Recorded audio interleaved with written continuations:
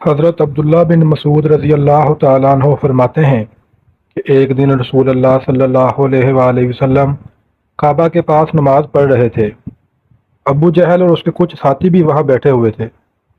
ان میں سے ایک دوسرے کو کہنے لگے، تم میں سے کون ہے جو فلاں قبیلے میں جائے اور وہاں سے ذبح کی ہوئی اونٹنی کی اوجری لا کر محمد صلی اللہ علیہ وآلہ وسلم کی پشت پر ڈال دے جب وہ سجدہ کریں۔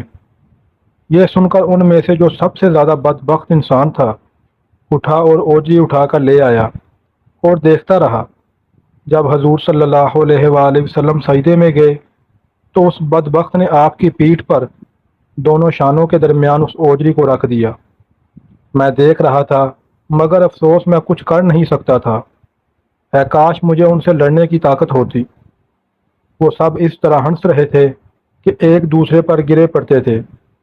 رسول اللہ صلی اللہ علیہ وآلہ وسلم سجدے ہی کی حالت میں پڑے تھے، بھاری بوجھ ہونے کے سبب اپنا سر نہ اٹھا سکے تھے، یہاں تک کہ جب حضرت سیدہ فاطمہ الزہرا رضی اللہ تعالیٰ عنہا آئیں اور اس گندگی کو رسول اللہ صلی اللہ علیہ وآلہ وسلم کی پشت مبارک سے ہٹایا تو حضور صلی اللہ علیہ وآلہ وسلم نے اپنا سر اٹھایا، پھر آپ نے 3 مرتبہ دعا فرمائی، اے اللہ قریش کو اپنی گرفت میں لے۔ رسول اللہ صلی اللہ علیہ وآلہ وسلم نے جب ان کے لیے بد دعا کی تو یہ ان لوگوں کو بڑا گراں گزرا، کیونکہ ان کا یہ اعتقاد تھا کہ اس شہر میں دعا ضرور قبول ہوتی ہے۔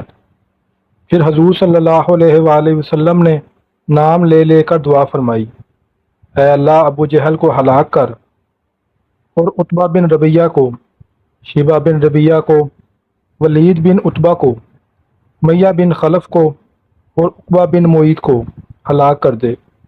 اور حضور صلی اللہ علیہ وآلہ وسلم نے 7ویں کو بھی گنا مگر مجھے یاد نہ رہا۔